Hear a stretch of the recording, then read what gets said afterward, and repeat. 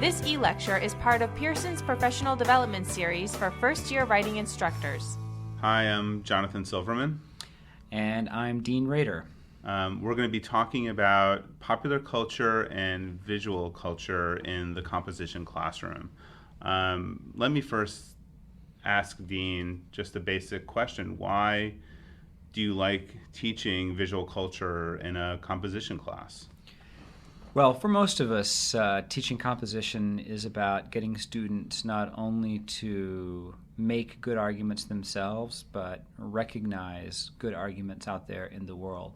And again, for most of us, teaching composition is about teaching students to be good readers of text, to become savvy, intelligent, insightful readers of text. And for me, I've found that using visual culture, and by that I mean films, advertising, buildings, TV, visual text like that, is a really good entree for teaching students things like semiotics and arguments about color and shape and design, and also showing how texts that are non-traditional, like visual text or advertisements, can make arguments, and then they can in turn write papers that make arguments ideally about those texts.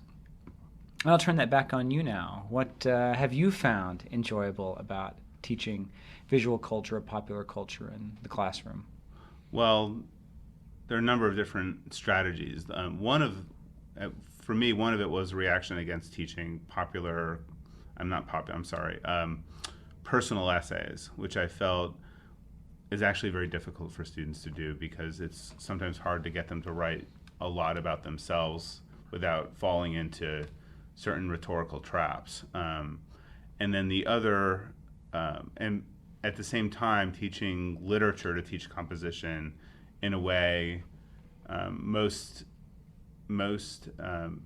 students, by the time they come to college, have had their share of literature teaching and writing those papers. So in a sense, I like to start fresh in the classroom. I like to have students approach something they may not have approached before. So that's why anything from art to music to visual culture, I think, are good subjects. And they know a lot about these subjects already. They know a lot about movies. They've seen many, many movies. They've seen thousands of hours of television. They have made judgments about these texts before, and yet they haven't written about them. So in a way, it's a both familiar and unfamiliar subject, which not only engages them, but often levels the playing field for all students being a little bit uncomfortable with the subject matter, but not so much that they can't write about it. So a lot of professors, maybe professors who are trained fairly narrowly in literature or composition studies, would probably love to bring in more visual text or pop culture text to the classrooms. What are some tips that you might have for those people, or what are strategies that have worked for you that go beyond simply just playing a song or showing a movie in class where the students kind of passively respond? What are some activities that you've done that have worked? Well, a few things I do is I definitely slow down the process of, I explain to students the difference between active and passive engagement, and explain what the difference between a text you watch for entertainment and a text you study. It's surprising to a lot of us that students might not make that connection automatically, but I think that's important to really talk about that with them. But the second thing is when you're watching a television show or you're listening to music, is not to just play the entire show or play the entire song and then have students respond to it. You have to show them that it's a series of smaller connected moments rather than an entire text that needs engaging. Something like The Simpsons, for example, if you slow down The Simpsons, you'll see how many different targets and jokes they make, scene after scene after scene, that we don't even acknowledge. And so doing that in the classroom sort of mimics the type of process we want them to go through when making their own arguments outside of that. So I think it's important. Those things are very important, is to slow down the process and make what is normally passive, make it more active.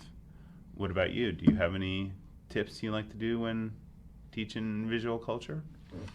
That's a really good question.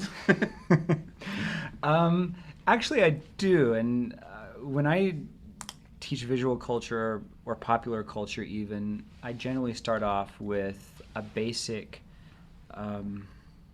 primer on reading the world around you, sort of like we do in the first chapter of our book, where we have the students read the world around us. So it could literally be, I have the students do a kind of semiotic reading of our classroom. What do they notice about the classroom? Where blackboards are positioned, what kind of chairs are in there, is there decor on the wall?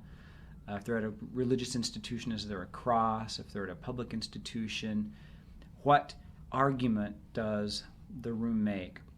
So another kind of comparison contrast exercise that I like to do is to take my students out of the classroom and have them read a colleague's office, maybe a female professor, someone who's got very different academic interests than I do, and then also to read my office.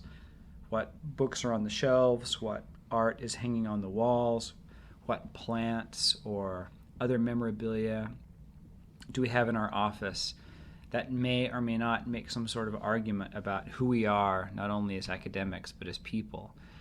And I teach here at the University of San Francisco, which is this 150-year-old university in the middle of this city. And so I love taking my students out of the classroom and out onto the campus and have them read campus architecture. What do these Spanish colonial buildings or these gates and the hedges say about our campus? What argument does it make about how it wants to be seen both by the students who go here and by all those people in San Francisco who don't go here? I do similar things, which is probably not surprising, but I've had students read my car before. They go out and look at my car, and I don't tell them it's my car. I actually say this is a car that I've access to. They figured out it's mine usually, but I ask them what type of person what type of person is the person who owns this car? What can you tell about them by looking at these different artifacts? They say dashing, brilliant, sloppy, messy. They're often, it is funny because they will make these funny, they know, once they figure it out, they'll make some jokes like, oh, he must be very busy and occupied with his studies to have such a messy car. Because of the 12 coffee cups lying around. I've also taken a few places I've had museums or art exhibits on campus, and I've taken my students to those. It's especially fun teaching students to look at abstract art. And I think I should mention that neither Dean nor I are trained in visual culture or popular culture. Our training is fairly strict academically. We just don't worry about how smart we're going to sound when approaching all these texts. We know that we're in some ways learning with the students about how reading these texts. We've done it enough now that it's not like that as much as it used to be. But I remember when first starting, there was a lot of uncertainty, but I found it made for a very exciting classroom, and I usually embraced it. Your training is not formally in popular culture or visual culture? No, my background is in comparative literature, and I studied, some film and art, but I wasn't really trained in a cultural studies or pop culture program. I think what most of us in the humanities want from our students is that they become savvy, engaged, critical readers of the world, that they think deeply and thoughtfully about all kinds of texts for the next 50 to 60 to 80 years of their lives, not just the very limited texts that we assign them in college. And so by using pop culture and visual culture, you're arming them with the ability to be not just consumers of this world, but active readers and interpreters of the world as well. For additional e-lectures, visit Pearson's professional development site for first-year writing instructors at www.pearsonhighered.com/compro.